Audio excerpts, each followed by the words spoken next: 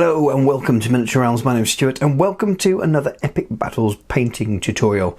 So today we have lined up some Riflemen by Warlord Games as part of their Epic Battles Waterloo release, which is, as I'm painting these in the middle of January, early January, the release is due at the end of the month. So many people have seen lots of these models so far, a lot of it on my channel. I was very lucky to have some review stock sent early, and this is the next in the line of painting tutorials.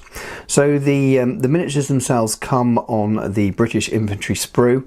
Most of the sprue is taken up by a standard British infantry line regiment, and there are enough on each sprue to make one stand, so 2 ranks of Riflemen, and I think they're advertised as 95th, but they'll work very, very nicely for the 5th, 60th, for the Royal American Rifles, and I'm going to be painting them up as King's German Legion, which also had an almost identical Rifleman unit uniform as well. Now the painting tutorial will work with any of those regiments. They're going to have green jackets, they will have grey trousers, as do the Royal American Rifles. I think even the 95th at times may have, depending on what colour plates and things you're looking at. The major differences will be the facings and the plumes and things on the different units. So the scheme I'll be doing today will be matching the plates that I've looked at for King's German Legion, but if you're doing the 95th or you're doing the Royal American Rifles, then just change those accordingly. But the basic tutorial itself will work for all of them. So if you've seen the other painting tutorials I've done, you'll know that I paint contrast to start with over a Zenithal highlight, at least for this scale anyway. Not every single miniature I paint, obviously. So there's a black prime, and then using an airbrush I have primed white over the top from a top angle, and basically all Zenithal means is a light source, and it's mostly top down, but I do tend to go in at the front and back as well, so you end up with what looks like a dusty white with a little bit of black showing through for natural shadow, and that's really important to the process. Now I'm not going to show that stage on this tutorial today, but I'll pop a little link in the show now, and that is for the first stage of the standard British infantry, but I've already done a tutorial where if you want to watch that stage, I've already done that. So after those Zenithal highlights I also do a dry brush using white, and that's just to pick out as much detail as possible. So part of this process is to achieve a nice mid-tone, some shadow and a slight highlight just by applying the contrast. I do then, after that stage, go and highlight afterwards. It's a stage you don't need to do if you want to get them on the tabletop quickly. And I find by doing this over the Zenithal Prime, it gives a much more sort of detailed miniature than if you just paint contrast over a white prime. So let's get started. So the first paint we're going to be using is contrast Basilicanum grey, and that's going to be on their trousers, and it's the same grey I used for the standard British line infantry if you watch that video.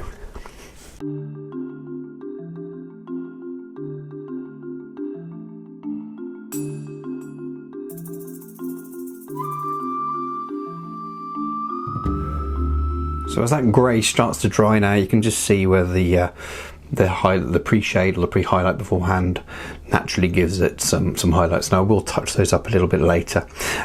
Next stage though is to work on the bulk of the colour, which is the green of the jackets, and I'm going to be using contrast Dark Angels green. Now something to be aware of, the best results for using contrast at this stage, you want to leave as much as the miniature uncovered by colours that you don't want to go on in certain areas, and that does mean I'm going to try and paint around the webbing a little bit.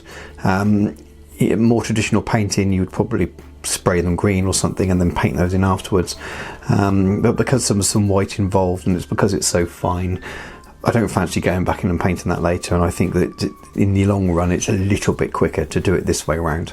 It may not be for everyone.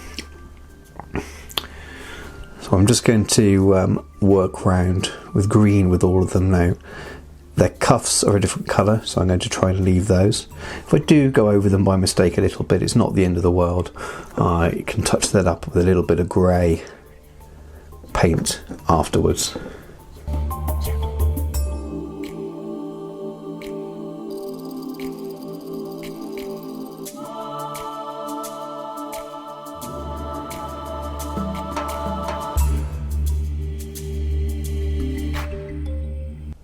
So there we are, that's the green added in. I've also added green to the plume on the top of each shako and on the forage cap there. So the main soft part of the forage cap is green.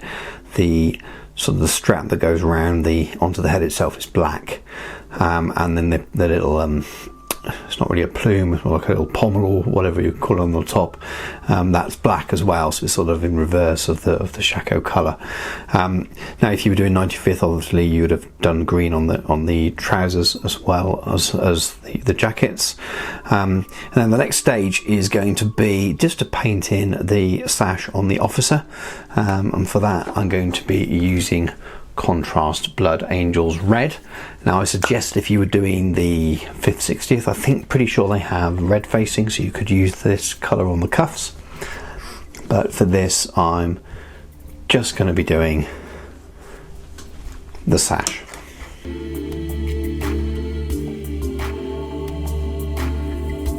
So with the red in place, I'm now going to add in the flesh. So contrast again, so this is Contrast Kill 'em in the flesh. I want to pick out all the faces and the hands.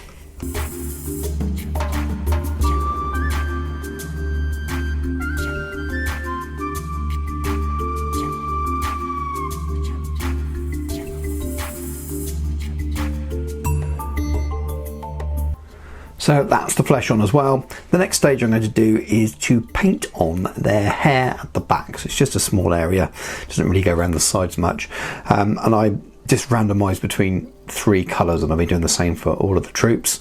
I haven't gone with black because there's so much black on the miniatures, so the black shakos and things, it won't stand out. Of course there would have been people with black hair, but I'm going to be using a mixture of Contrast Wildwood, Contrast Gore-Grunter Fur and Contrast Nazdreg Yellow.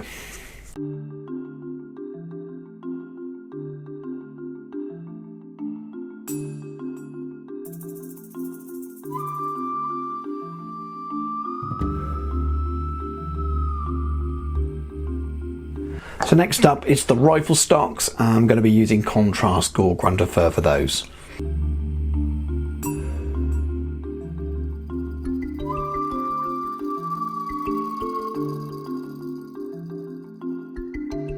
So that's all the rifle stocks done as well, and we're getting close to the end of the base layer of everything. There's one large job missing, and that's a lot of black. So we need to paint all the shakos. I'm not going to worry about the trim and the shako plates and things. They will be painted over for now, and I'll paint back over them with metallics and other colours later. That will be just a little bit too fiddly.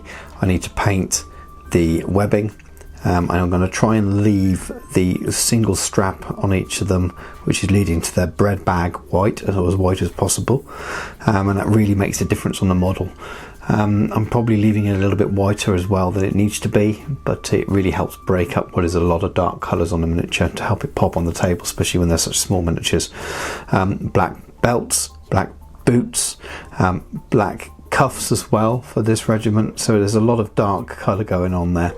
And then on the back as well we have their packs, which are going to be black, so all their ammunition pouches, and I'm painting the powder horns black as well. I think they were a dark colour, so it's going to be an awful lot of black on the miniature, and it's going to take quite a while, so I'll, like the rest of the video, I will start with it in normal, but I will speed up fairly quickly after that.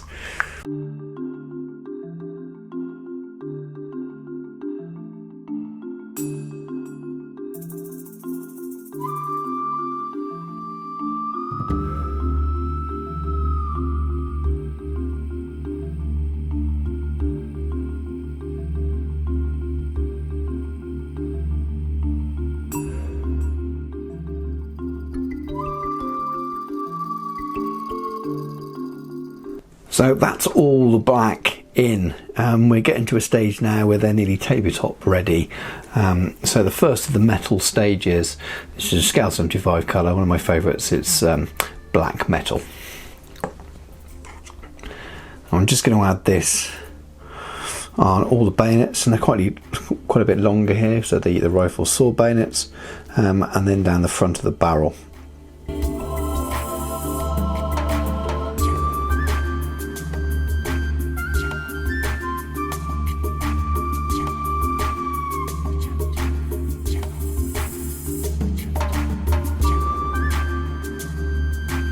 Next up, we've done the silver, so I'm just going to add some blue to the canteens. This is quite a bright blue on its own, but it's the closest match, usually in the contrast range, and I tone it down a little bit with the highlight later. But this will still do the job at this sort of scale.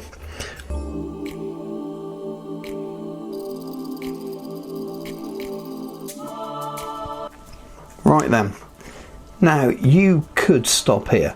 They're absolutely table ready. There's a base layer on and pretty much everything. There's a couple of little bits of detail on the shakos that I haven't picked out, but you can very much base these and away you go. And in many ways, with the amount of models that are in these sets, that might be the sensible thing to do. But I like them to pop a little bit more.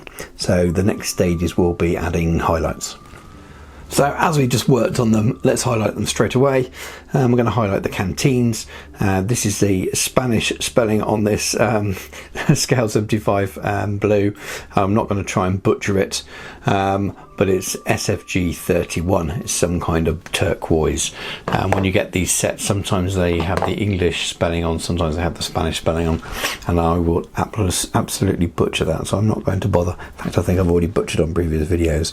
But all I'm going to do is just add a really simple small highlight to each canteen.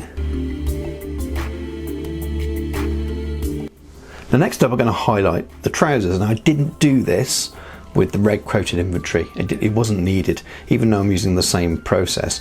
Now, because the miniatures are quite dark, so there's no red that's making it really stand out, I wanted to do a little bit more to the grey trousers, especially as some of them have got black boots and things. It all gets a bit messy and blends together. So I'm going to be using scale colour, or scale 75 graphite.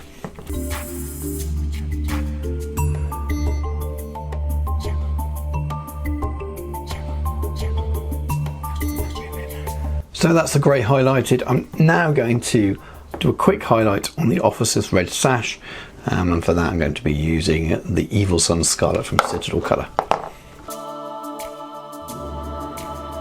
So next stage, just to lighten the skin slightly, and I'll probably glaze it back down again if it's too bright.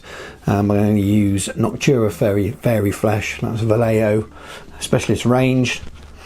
Only get them by the set, I think, but any kind of pale flesh or mid-tone flesh would be absolutely fine. I'm just going to go along and pick out sort of noses, cheekbones and things.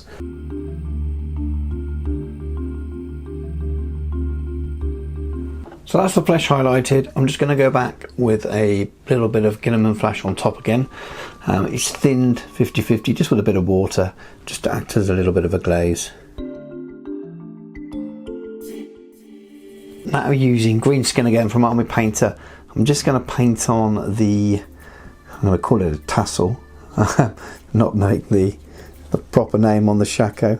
So they've got a little dot, a little ball there, and some, if not all the shakos have got this sort of tassel that runs around the front and the side. So I'm just going to pick those out.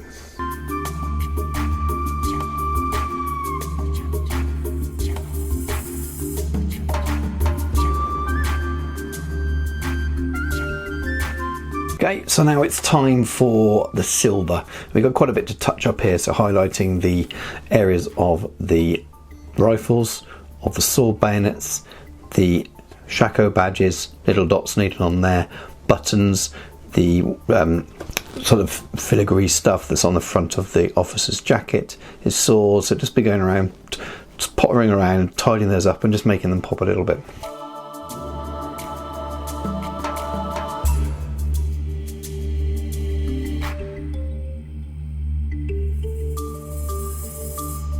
And that's the silver on, but to really see what they look like, let's get it all stuck together and based. And there we are with the finished stand. And I've not showed the basing stages.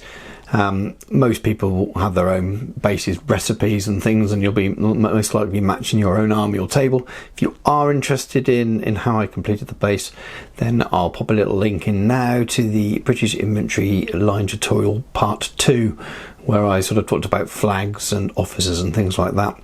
And I also showed how I did my bases.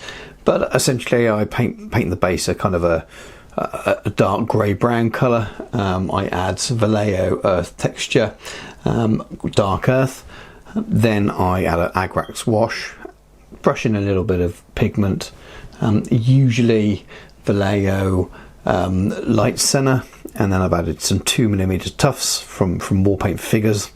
They are winter and autumn, I believe, but again I just go for the kind of fairly neutralish colours that can look alright on a summer style board or a winter style board.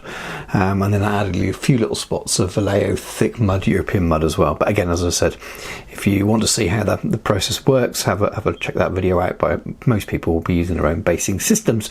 I'll put a couple of images up on the screen of the whole unit together now, so you can see them as I rabble on. But thanks very much for watching another video. Hopefully some of you found it useful, and they don't pop as well as the red coated British infantry do. And again, I think a lot of that's down to the darker colours. You've got your black webbing rather than the white and things. And I'm not going to be highlighting the black straps and things on a miniature of this size, especially when I've got so many to paint. But I think as a tabletop unit, they look pretty good, and just spending those few extra minutes doing the highlights does make a big difference. I have lots more tutorials on the way. I've had a lot of questions about which ones are going to be next when I'm going to do some cavalry. I do want to do cavalry. Cavalry can be quite time consuming, and I need to know what to pick first, and I can't make my mind up, but they will be appearing very, very soon. I think there's 6 types of cavalry on each side, aren't there, on each sprue? So there's 3 light British, 3 light French, and 3 heavy British, 3 heavy French as well. So we've got 12 different types to get through if I am going to do a tutorial on the all, which I may well do. I will try to do things that cover all, so to speak. So maybe a red jacketed British heavy cavalry or something like that, and then maybe some light. We'll see how it goes. Or maybe I'll do a poll and see what people want me to do first. And at some point I'll be doing some French, especially as I have my hands on some now. So anyway, thanks very much for watching. Please consider giving us a like and subscribe to the channel if you haven't already, and I'll catch you soon.